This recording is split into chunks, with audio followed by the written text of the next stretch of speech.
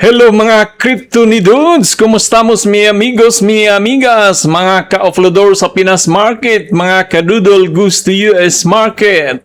Huwag kalimutan mag-subscribe sa mga channel na yan. So pag-usapan natin naman si BTC at saka si ETH. So ito lang dalawa muna yung natin pag-usapan. So wala pa tayong hawak nito ng mga So may hawak tayo dati dito sa 90, above 90, dito sa taas yun. Dito 90, nag-try ako dito pero wala, hindi maganda eh. Parang sabi ko, bearish to eh. So bininta ko siya. So nag-try ulit ako dito somewhere sa 70, parang wala pa rin. Maliit lang naman kasi yung $300 lang yung tinatry ko muna. So dito sa Bitcoin, kailangan medyo malaki-laki ang mo dito, at least mga $2,000 para kikita ka. Kasi kung maliit lang yun ay walang silbi, di ba? Kakainin lang yun ng mga transfer fee o mga Katulad dito ngayon, si Bitcoin ay nasa 61 na. So kung meron kang, sabihin natin dito, meron kang 100,000 pesos, nag-trade ka dito, nakabili ka sa 58 kasi mura na. So, may 7%. So, yung 7% na yan, may kikitain ka na dyan na mga maliit lang din. Siguro mga $50, mga ganun lang. So, maliit pa rin, di ba? Kasi 7%. Kaya, so, kung mo to, i-trade mo siya ng swing-swing lang, ay kailangan mo ng malaking kapital. At least 1 million para kikita ka. Kasi yung 1 million mo na yun, kikita na yun siya ng malaki pag 7%, di ba? So, sa ngayon, wala, nakikiramdam lang tayo.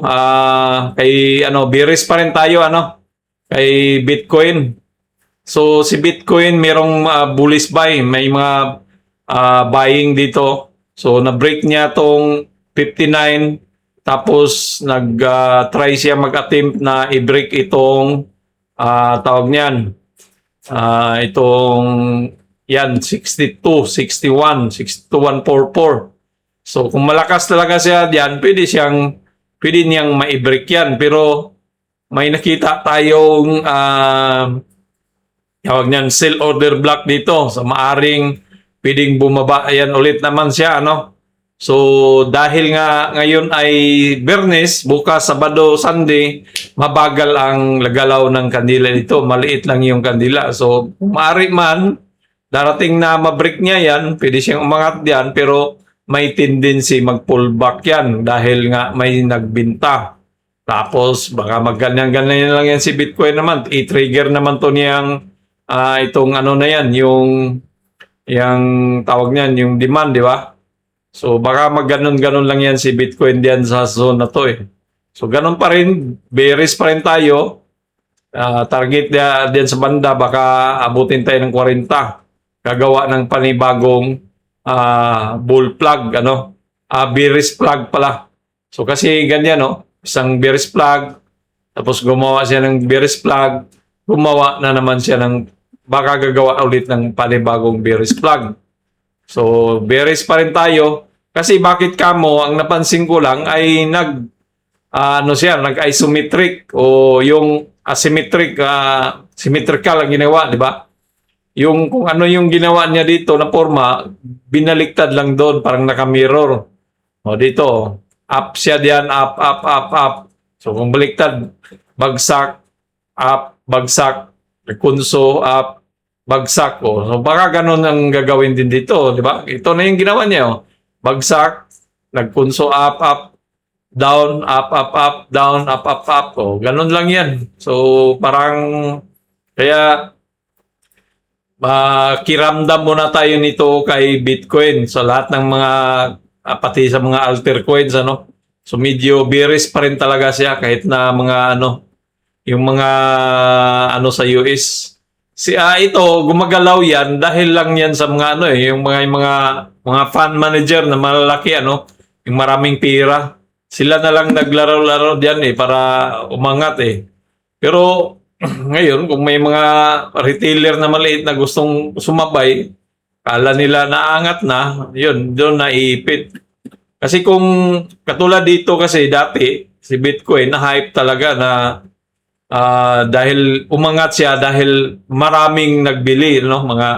Kasi wala naman siyang produkto eh. Ano ba produkto ng mga crypto, di ba? Puro lang naman yan, kasi umangat yan dahil sa mga bumibili. Maraming bumibili na hype ng mga tao, kaya babot ng 100. Siguro kung darating panahon na maging reserve na siya ng US market o sa US o gobyerno ng USA, maging reserve na siya. So ibig sabihin, marami ng mga establishment, mga negosyo na tatanggap kay Bitcoin na as a form of payment. So ibig sabihin, meron ng mga companies na so maaari na siya ng humataw.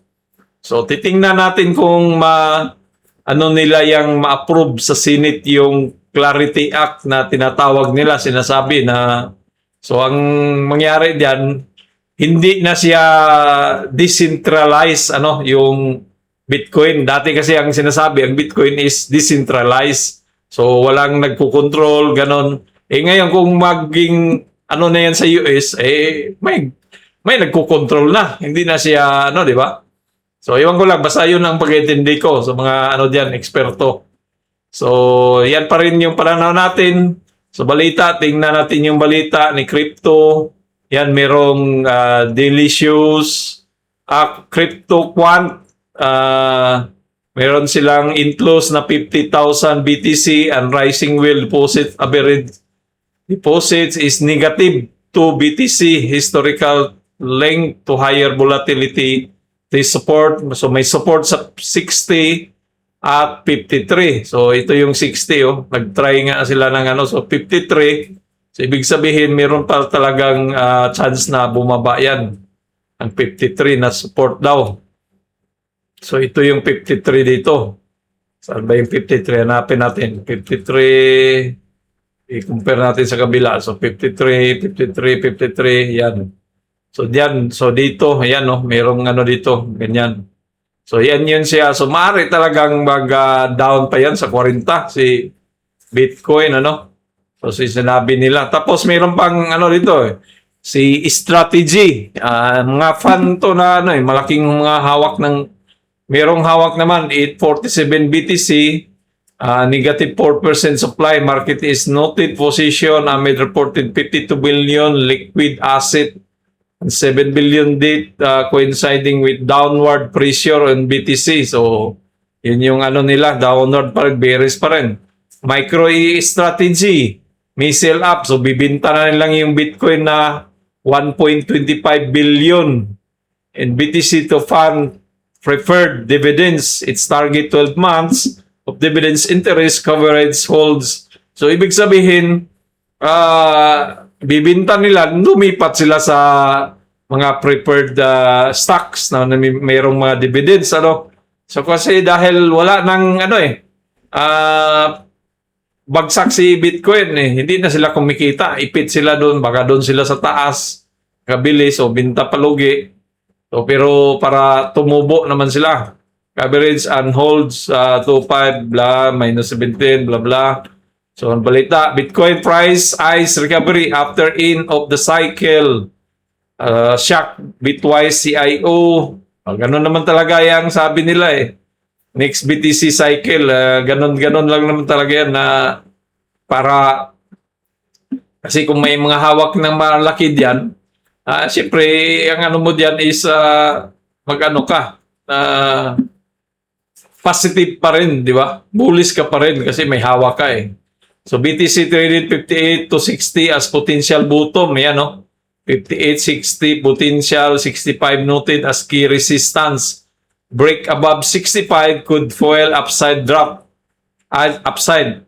Drop below 58 could target 54,000. So yun, kung ma-hold niya hindi niya ma-hold yung 58, bagsak siya. Pero kung ma-break niya yung 65, pwedeng umangat si Bitcoin, di ba? So, yun yung mga nila, balita. So, 58. So, ito. Kailangan mag-hold siya diyan. At kailangan na yung i-break itong 60. Magkano ba yung i-break niya? 60, ano ba yun? Saan na yun? More events. Kailangan i-break ang 65. So 65 nasaan? So nandito. Nandito sa sell area na yan. So kailangan talagang i-break niya yung 65 na yan. So kung may balak kang pasukin, ay kailangan malaki-laking pira mo para kung ma-hit niya yung 65, pasukin mo siya ngayon, 65, may 3% lang. So kung maliit lang kapital mo diyan, kung hindi man 1 million yan, wag mo na lang wag mo lang pasukin kasi baka masunog pa yung 1 million mo, ano? Kaya magandang pakiramdaman mo muna yung Bitcoin kung saan talaga itong bottom niya. So yan yun si Bitcoin, bearish pa rin tayo. Si ETH, Ethereum, ganun pa rin tayo, bearish, ano? Sabi natin last nating review ay saglit lang. Yung last nandiyan na yung ano. So last nating review, yung ETH, magano lang siya, up, pull back, up. So parang ganon yung ginawa, ano. Pagdating nito yan, mag-pull down na naman yan, ano. So burahin natin to.